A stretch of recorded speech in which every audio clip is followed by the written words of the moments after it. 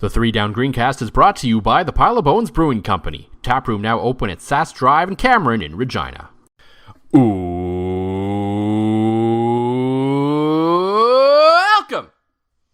to the Three Down Greencast, the internet's only CFL dogcast. Joel Gasson with John Fraser as usual. As yes, John does have some news to share. I don't really know if you've really put out there all that publicly yet, but there is some news to share in a bit. But before we get into everything else that we have to talk about in the show, which, yes, includes dogs and includes beer and includes the drama that is whether there will be a CFL season and what's going on with the CFLPA and all of that, we would be remiss if we did not open this podcast with a glimmer of hope, a glimmer of good news for a change in this crazy world we live in right now.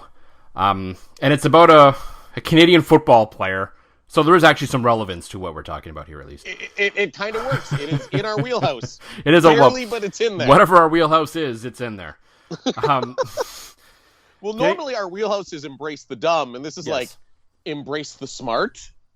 It's like the opposite of us, I guess. I guess so, but kind of. As a couple guys that believe in mask wearing and that this is real and that this isn't just some global conspiracy to have hundreds of thousands of people die just to make sure that Trump doesn't get reelected. I think this is kind of in our wheelhouse. Yes.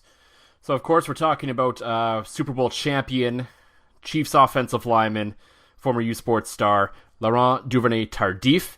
If you haven't heard by now, you probably have, so anyway, he has decided to opt out of the NFL season, as they've given, of course, their players that option, like pretty much every league on the planet is doing this year for understandable reasons. But he's not just doing it because he thinks there's a risk in playing football this year. He obviously admits that, yes, there's a risk to playing football this year.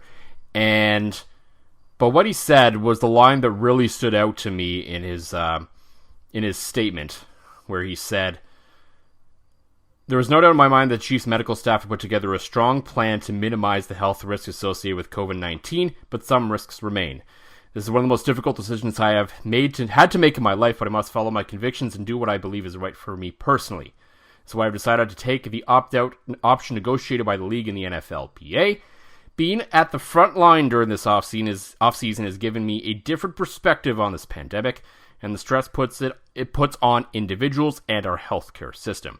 I cannot allow myself to potentially transmit the virus in our community simply to play the sport that I love. If I am to take risks, I will do it caring for patients." That's what,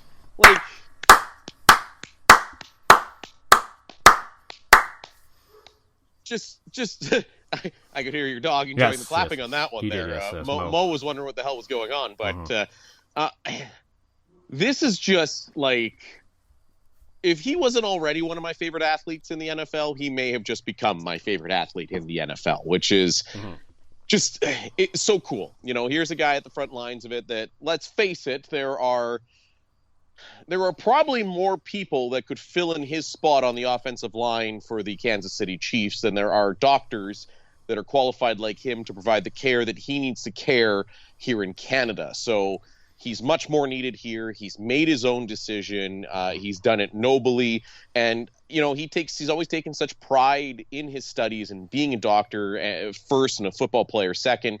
And it's cool to see him come out and do that and be a part of this, right? So he's going to be on the front lines. And I know the worst thing is, and this, okay, we're going to stay to good. So rather than me ranting, because I feel like I'll probably do that later. Yeah. Just don't read the comments. No. Don't just read a statement.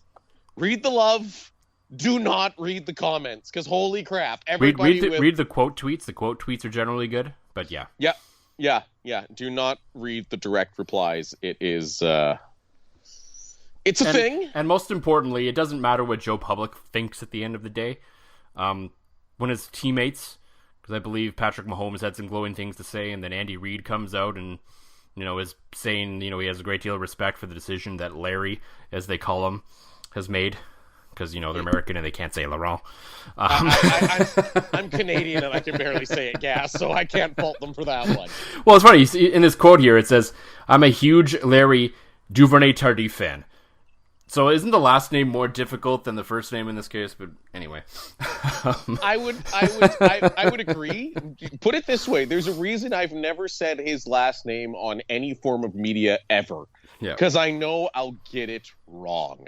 I guess I have a bit of a French background, so the French names aren't quite so difficult for me. Regardless, you were like right by the Quebec border. I was right by the Manitoba and Minnesota borders, eh? Mm-hmm. Regardless, this is a move that deserves the applause that we gave him and deserves, frankly, a heck of a lot more than that. Right. It's not even about the money he's giving up to do this, and I know there's been some discussions. I've seen some Americans mostly saying, well, why is he, he's a trained surgeon, why is he working as an orderly? It's like, well, there isn't really a high demand for surgeons right now, so they've been redeployed to other areas. So he's helping out where he can, basically, right? Yeah, and he doesn't have, and from what I understand, he doesn't have his residency hours to be working in a different role in a hospital. Yeah. So he's got all the qualifications and everything, and like, to be honest, like, him working as an orderly, and I believe he's in a care home, like, that's exactly the guy you need there, because that has been some of the worst outbreaks in this country. So, and I mean, he's perfectly suited for that job too. You can take all of the lifts out of the building. He can just come in and pick people up and move them. That's exactly. If there's a power outage, that is the one care home in Canada that does not have to worry. Hey, Laurent, get over here. We need you to move 4 people at once. Okay. I wonder if he could do that. It's possible, I'm sure, depending on what the residents are like there. That's fair. I just now all of a sudden have this image in my head of him like lovingly and caringly like 4 people over his shoulders, fireman style, while like he like also lifts a bed somehow. I don't know how, but I have this picture of him with a big smile on his face, moving humans in a caring, loving manner. Absolutely. And, I think in today's world, a lot of the times the word hero gets thrown around a lot. This is one of those situations where it's definitely deserved. And it's rare for you to find an athlete who can go from Super Bowl champion or the champion of their sport or their league to an even greater champion in just a matter of months. And Laurent's obviously done that. Well, and the thing is, too, I mean, you look at the risk he's facing himself. I mean, you read about, they were even talking about how one of the Red Sox pitchers today, he now has a heart condition after contracting COVID-19. Like, this is something that could potentially, this is a guy that could be a perennial, it could make a Pro Bowl. He's definitely going to be a fixture on that offensive line, and he's going to risk it to care for people because to him, that's priority one. And you're right. That, to me, that absolutely makes him a hero, and he should be regarded as one. Yeah. And so I don't know the rules surrounding the Walter Payton Man of the Year award, but even if he doesn't play a game, he should get some kind of special mention should the NFL season go on and get some kind of recognition for the decision that he's made. Oh, most certainly. He deserves some love from both sides of the border. 100%. Also deserving of some love. As my puppy. Mm-hmm. This is my puppy. He's cute. So, yes. Well, yes, in your house. Compared to you, at least. That's fair. I would say your kids and wife are still deserving of some love, too. That's fair. There's a little bit more to go around now in the Fraser household because we are now proud owners of a puppy, and we are not below talking about dogs on this podcast for clicks. No, I mean we've definitely talked about Stranger Things for clicks. I mean the whole embrace the dumb that we have embraced. But no, it's cool. It's just Lacey and I have talked about getting a dog for a very long time. We were both raised in households with dogs, and if you couldn't tell from when I came to see you for Heritage Classic, I believe I kept texting Lacey, I want a dog, while I hung out with your dog Mo. Mm-hmm. And so we had an opportunity to come up from a rescue in Lloydminster. So we Lacey and the boys drove up there to pick up Barkley. We have named him. And he's been fitting in as a member of our family. He loves playing with the boys, and took him out to T-ball tonight, and he got to hang out in the park, and I can hear him thumping around upstairs. Don't ask me what he is, because he is a rescue. He is literally, he's like lab on his adoption papers. It's like lab question mark. Like we don't know what he is. So actually, he's a mutt. He's a mutt, but we're splurging Ooh.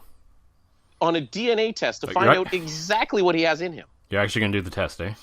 We are, and then like we can tease the results. What is Barkley the dog's background? Could we do like a whole Maury thing on it? Just round up a bunch of male dogs and be like, "You are not the dad!" And then have the crowd go wild. But Lacey had a great business idea because Barkley actually has two brothers and a sister that were all put up for adoption from the same place in Lloydminster. Mm-hmm. And Lacey's like, you know what? We're all in a Facebook like group following the rescue there. She's like, I should just offer the DNA results for like $25 a pop to the other people. Be like, hey, do you want to know what your dog is? E-transfer me $25 because I paid. Huh? Yeah, I mean, it might work. Splitting some costs, right? It might work, yeah. In fairness, I'm probably going to have it all over social media because the number one question, as I've sent people photos of Barkley, is what is he? And there is one thing. Okay, I am terrible. Have you tried just putting him on like the Google Lens? Have you tried that? Because I've taken a picture of Mo and like put the Google Lens on it, and there's general options that kind of come up as to what kind of it does. Like interesting. Because you can put it on like searches that tells you what things are, right? Right. So, yeah, I've done that with Mo a few times, and it's kind of came up with a lot of the options we thought he is because we don't know entirely. Like we know he's half Australian cattle dog. He has a deadbeat dad, so we don't know what the other half of him is.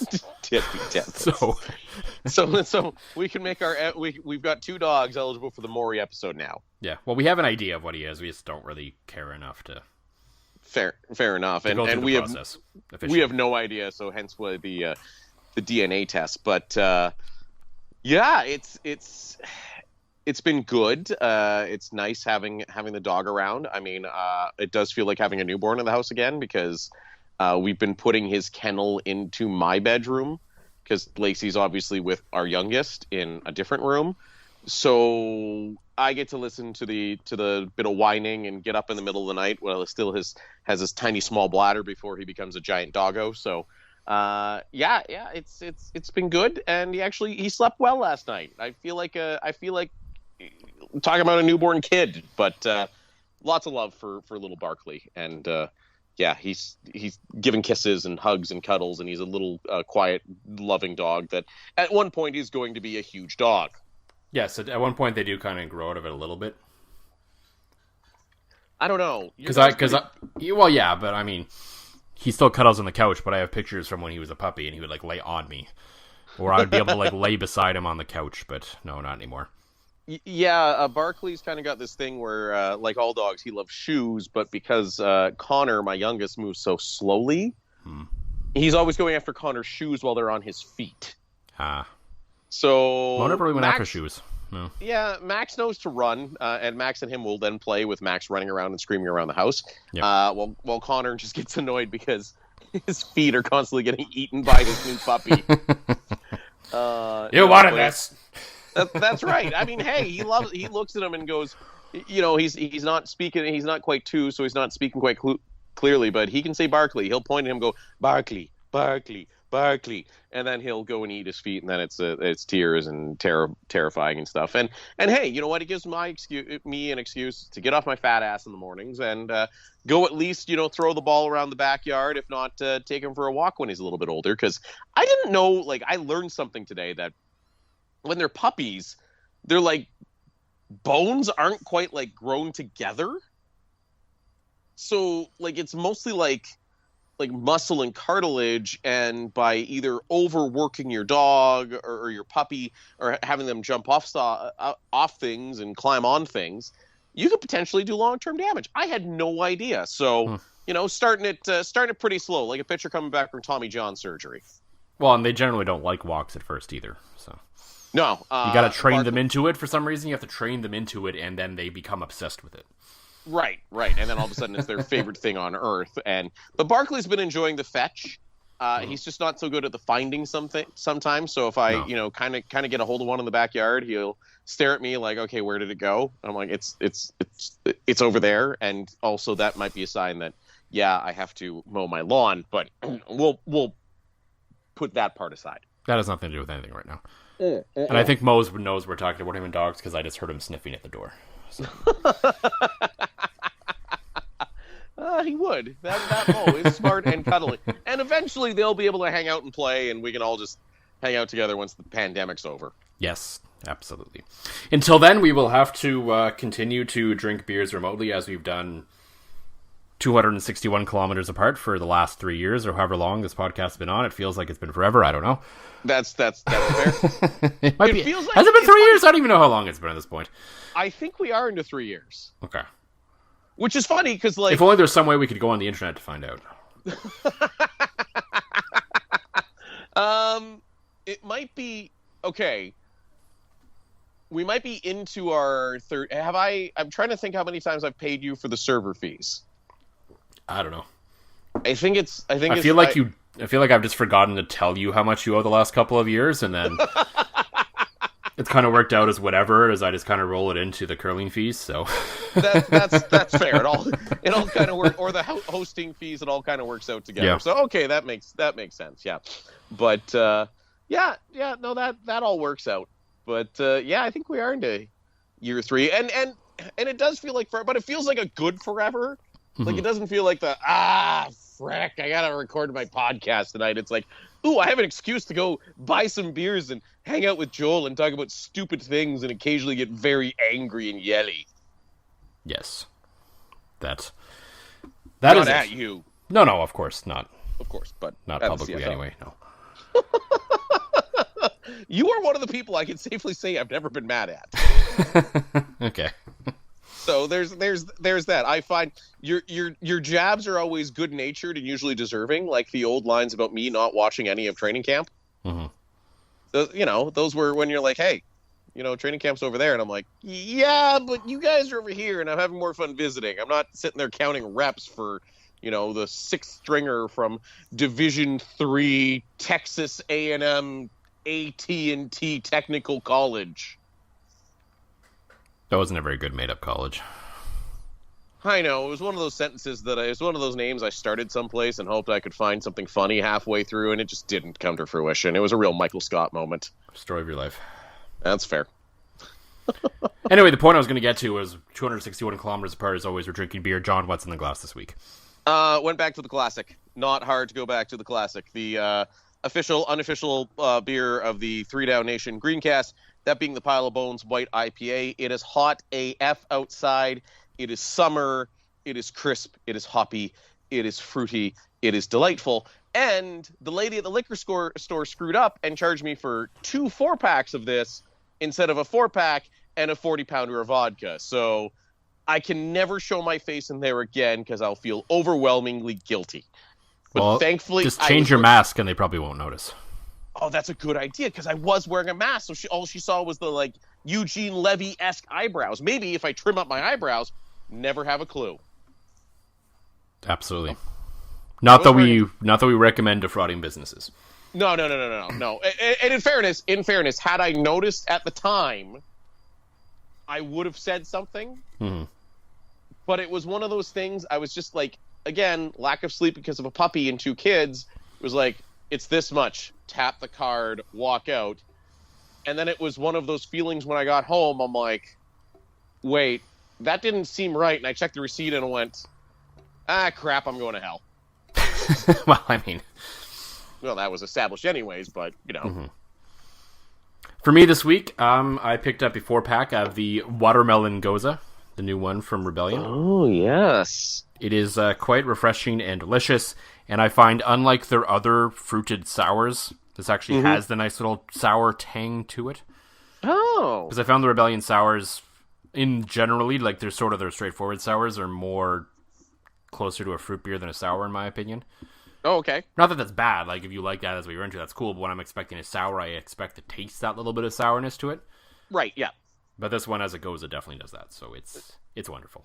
Similar to the Pile of Bones Cran cranberry kettle sour, right? Yes. How yeah, you've got that fruity, tarty taste, but there is definitely the taste of a sour to it. Mm-hmm. That's the kind of sours I like anyway, yes. Right, and I've started, after being introduced to more sours from you and our friends at 9 Mile, I have started coming around on the sours. There are, like, a sour is definitely a one beer kind of beer for me. Meanwhile, I could drink these 4 Pile of Bones White IPAs right in front of me. I don't know what the content of how the podcast would sound or how good I'd be at my job tomorrow, and we have a performance meeting tomorrow, so I might not try to do that, but I could. You could. It wouldn't be a good idea, though, I don't think. No, it probably wouldn't be. No, that's fair. I mean, you are still pretty new there, and we've discussed this, so. That's true. The whole fact I don't want to leave Toyota and be faced with the prospect of having to sell my soul and be shady. Yes. Right. Okay. People that won't be getting performance reviews anytime soon, it seems like, is the CFL and the CFLPA, as we're going to pull back the curtain a little bit here, as we like to do sometimes. Yes. John and I were originally going to record on another evening, but decided not to. Right. And it turned out to be a very good decision because there was a lot of weird drama today when it came to the CFL and the CFLPA and the negotiations as to whether there is going to be any form of a season this year. Yeah. So it started this morning for our analogy of TSN reporting that it sounded like progress is being made between the two sides. It was a good, optimistic start on the day. It was great. It was like, oh, great, here we go. There's something to, it's still all, I was like, okay, there's still nothing there about federal money, but this is something at least. But you'd think the federal money is more likely to happen once an agreement's in place. Yeah, and we found out later in the day that, yes, Dan Barnes of the Canadian Press reporting that it seems that the government's waiting on the CFL to have their ducks in a row before pulling the trigger on any money, likely from the BDC, which is a small business kind of loan thing where they would have to pay back the money eventually, basically. It's not like super crazy loan shark or really bad interest or anything like that. Like, it's usually fairly fair terms through them, at least, but from the government perspective, this is probably the best route for them to go for this, no question. Well, and I believe, too, part of the BDC is guaranteed by the provinces. So part of the burden is on the provinces, which is something that the feds definitely want in terms of the CFL because of the amount of skin in the game that, as we've discussed, all these provinces with these brand new buildings and nobody to play in them, especially if the CFL happens to go south or struggles to get back on the field next season. Yes. In between there, though, because the BDC thing was like, and the report later in the day was kind of a little side note of the whole thing, because ultimately, even if the money comes through, nothing matters if the players and the league can't come to some form of agreement, or the league may force the players' hands, but then guys just might not show up. Who knows? Which is we'll get into in a bit, is something that if they're going to force the players, you're going to have a lot of no-shows. I would think so, yes.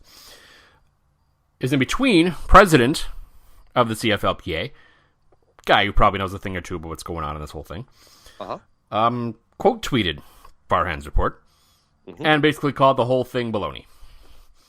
And that there had been very little communication between the two sides in the last little bit, and that there's still lots of progress to be made. Which is kind of everything we had been hearing until Farhan, kind of made our days. I'm not going to lie. I sat down in my new office at Ends Toyota. Plug, drop. There we go.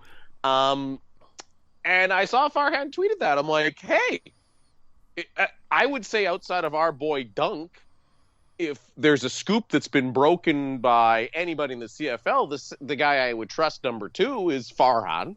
Yeah, he's up there, yep. He's up there. Nobody beats our boy Dunk, but Farhan's up there. And he tweets that, I'm like, all right. I was getting ready. I brewed my coffee. I was ready to go tell my coworkers the good news and say, hey, looks like there might be CFL. Oh, no, wait a minute. They're actually not talking. And it's being outed on social media. Yeah. So the actual quote from El Memium is, Farhan, not sure who your source is, but with many issues unresolved, the PA and league are not close to a deal. Did your source tell you the league failed to meet with the PA last Friday?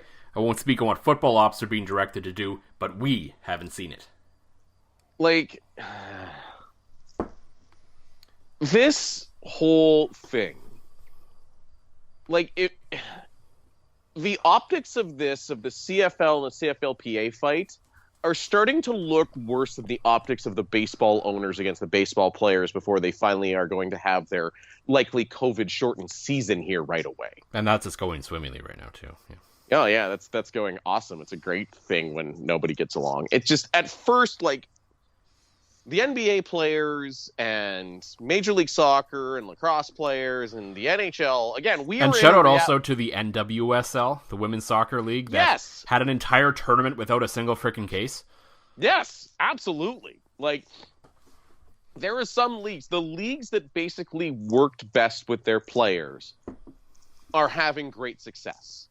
Today, we found out through the last range of COVID testing before these guys went into the bubble, which, by the way, the NHL bubble just looks like it's like the world's greatest minor hockey tournament. Like, I expect to see Instagram stories of guys playing mini sticks in the hallway. As long as they're wearing masks. Guys are bringing video games and guitars and yeah, it looks like it could be pretty. It looks like it could be fun. But you have the leagues like the CFL and the CFLPA and Major League Baseball that just come out of this everybody's looking like an ass clown. Like, the second it starts going public and the league is too arrogant to work with the players because they're trying to get a pound of flesh, not just an agreement this season and more, everybody comes out looking like an asshole. Like, the players to come out, and I get it. I can empathize with a guy that this is your livelihood and you've heard nothing. You've got players that might be coming across the border for a net of $7,000-$8,000 to be away from their homes and families for 3 or 4 months. The CFL owners still not willing to guarantee salaries for training camp. So you're asking a guy to leave his country, go live in a hotel room for training camp, only to go, yeah, you didn't make it your cut, see you later. Oh, and it seems like they're talking about the date of players starting to come north, like September 14th. Right. So we're getting into a later start in the season. So now you're asking players to be in Winnipeg possibly in December now. Right? Which I mean, I have no problem with Grey Cup in December. I know a lot of people are saying, like, oh, Grey Cup in December in Winnipeg. The fans aren't going to be there. Who cares? Exactly. You are absolutely correct. I've only ever talked about moving the season forward for the fans, not the players. The game will be fine if it's played in the winter. Exactly. The NCAA to a degree and the NFL play into the dead of winter. The NCAA plays their championship in, like, domes and warm cities and stuff, but yes. Fair enough, but just to think of the possibility of, like, and this is being said as a guy whose family's in Winnipeg. Having to spend 3 months in isolation in Winnipeg doesn't sound like a good idea. And you have to think, too, what is the bubble going to look like for the players? The NHL and NBA have oodles of money. And the NHL bubble is a shadow of what the NBA bubble is, to be fair, on top of that even.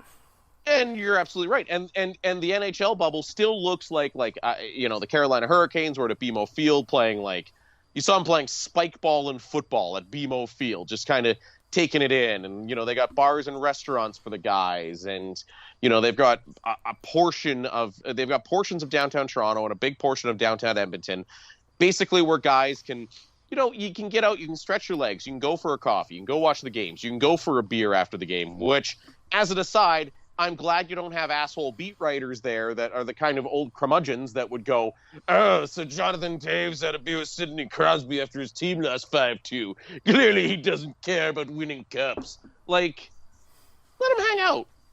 But the thing is that I think of with the CFL, this is a league that needs federal money to survive, that would need federal money to put the bubble together. I feel like the CFL's bubble compared to even the NHL's is going to look like the Fire Festival. Like, you're probably going to have grilled cheese and ham sandwiches in your hotel rooms for 3 meals a day. And you're going to ask guys to come across the border, put whatever they have going on for them on hold, whatever employment they have going on for them on hold, for if you're making $100,000 a year, if your contract says $100,000 a year for a net of $8,000. I'm glad things are moving forward. But if I'm an American player making less than 150, 200 grand, why on earth would I go spend 3 months in Winnipeg in what I can, there's no way with what the CFL has shown in preparedness that bubble will be anything worse than just the worst hell. College dorms and training camp would be better than what the CFL is sure to provide in the CFL bubble. I mean, I don't know if I'm willing to go that far. It's not going to hold up to the standard of the Big Four. There's no question about that. Just because of the scales, the economy, and all that. But I'm sure it'll be fine. I don't know if I'm really willing to go that far. Because there will be certain expectations that will be placed upon it. If you're going to ask guys to live like that for a while, yeah, there's going to have to be a certain standard, I think. It's not going to be glitzy or glamorous or anything like that, but I'm sure it'll be fine. I've grown, and the reason I say this is looking at, I think the reason I say this is let's compare Investors Group Field, nice stadium, built with federal funding, compared to Mosaic Stadium, new Mosaic, that had a large injection of private money. Investors Group Field gets the job done. It's a football stadium. That's all it is. While New Mosaic is the mecca of football. So mostly built by the province and the city, though. True, it is, but that little... And they actually, hired people that build stadiums. But again, the CFL, to me, you're right. Mosaic did it right, and I think a part of that is just because they had a little bit more flexibility because they did have a bit more of a private infusion. I'm not saying that, the private dollars paid for everything it is, but it helps when you have some private money coming to the table, right? You're able to spend a bit more on people that are in the business of stadium building, not in the business of, condo building. I don't know. I've lost so much faith in CFL leadership throughout all of this, between showing up for the first ask at the federal government with, okay, you're losing $40 million. Great. Where's your books? Right from that moment to the lack of communication to the players. And again, I don't think the players are doing themselves any favors by speaking out against each other on social media. That's something that they need a unified front. And I think that came out of it today. But the league right now seems to have its blinders on, that they don't realize what needs to be done. And that's why my fear is that this doesn't get done because it doesn't seem like the league wants to put on a season right now. There's a lot of people who think that, yeah. I mean, I get it. You need a season to have the dollars, but I mean, also from a league perspective, and you and I have touched on this before, you would now, you now basically would solely need advertising and TV dollars this year. You have a chance of large swaths of your players saying, no, thank you. And you're not just up against the Stanley Cup final, in which, I don't know, you've probably got San Jose and the Florida Panthers. San Jose didn't make the playoff thingy. They were terrible this year. I know. I mean, in years past, I just wanted to pull two American teams out of my ass, and those are the two that apparently I came up with. Yeah, they were really bad this year. Florida, by the way, dark horse pick for the COVID Cup. But now you're going to be in a situation when you're fighting for TV eyes. We assume you're up against Major League Baseball. I mean, that's TBD. Unless the Jays are in going deep, that's not an issue in Canada. But that's still eyeballs you're being taken away and coverage is being taken away. They've kind of, the CFL kind of has in Canada, you've kind of got, during the summer, you're only up against baseball. Yep. Which large portions don't care about. And by the time the season's interesting, you're going up against the beginning of the NFL season, which I would rather watch. I love all football. I would rather watch a CFL playoff game than an NFL regular season game. That's me. Or a meaningful late season CFL game. And I would assume a lot of people are like me. But now all of a sudden, you need TV eyes. You have players likely opting out. Now you're up against the NHL. You're up against the NBA. You're up against Major League Baseball. You're up against the NFL. You're even up against some of the biggest draws in terms of the golf majors, with the Masters and all the majors basically coming starting in October. The Stanley Cup Final is the only one that's a threat to them in this country. And the NFL for sure. The NBA and Major League Baseball are very dependent on how the Raptors and Blue Jays do in this country. But we have to assume the Raptors are going to do something. Yeah, they may or may not make the final again. I don't know, but yeah, Eastern Conference final berth is probably within reach again. Yeah, right. And the NHL are always going to draw eyes away. Yep. But I don't even talk about necessarily drawing eyes away. I'm talking about the secondary exposure that they get. Let's face it. In the middle of summer, you flip on SportsCenter. There's a CFL game. You've got 15 minutes on that CFL game. You've got the highlights. You've got the panel. Hell, even Rogers begrudgingly shows those games on the highlight packs. Yeah, and to like 4,000 people that still watch those shows. Still, I mean, you've got your TSN, you've got your Twitter, you've got all your secondary exposure. To me, a lot of that goes away now that you're up against literally everybody. The ratings still peak in the playoffs, though. True. The ratings are still better at the end of the year than they are in the summer. Because in the summer, you're still up against cottages and lake houses and weekends away and whatever, right? So, I'm doubtful that they can pull it together. I mean, that's entirely fair. I mean, I don't think there's anything wrong with thinking that this leadership right now all around is flawed and this might not work out. Well, that's entirely fair. And I don't think all the other leagues are in the clear on whether this is going to work either. Everyone's going into this blind and has no idea what's actually going to happen or work. No, and you're absolutely right, Joel. And I think if the NFL that aside is about a bit of me wearing a tinfoil hat, thinking, okay, here's all the reasons that if I'm in the CFL league office, that is why I don't want it to work and don't think it'll work. But yeah, I'll say this: if the NFL is going to follow more along the MLB model, yes. Now, granted, you are traveling less. You're only traveling once every 2 weeks kind of thing, so it's easier to contain maybe in between. And technically, you could get your test results by the time you play your next game. Yeah.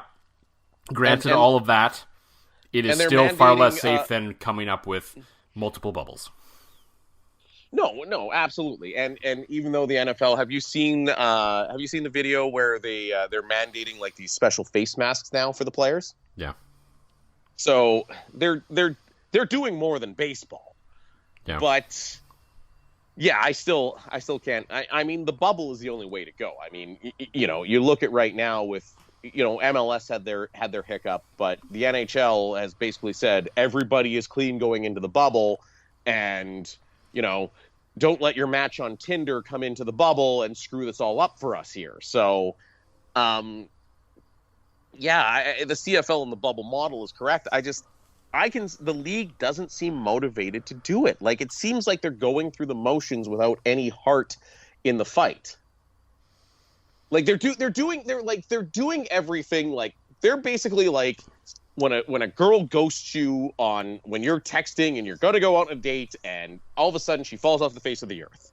The league is basically doing that by just like half-assing everything and kind of hoping that it works out, and it's frustrating as hell. And I'm putting this on the league.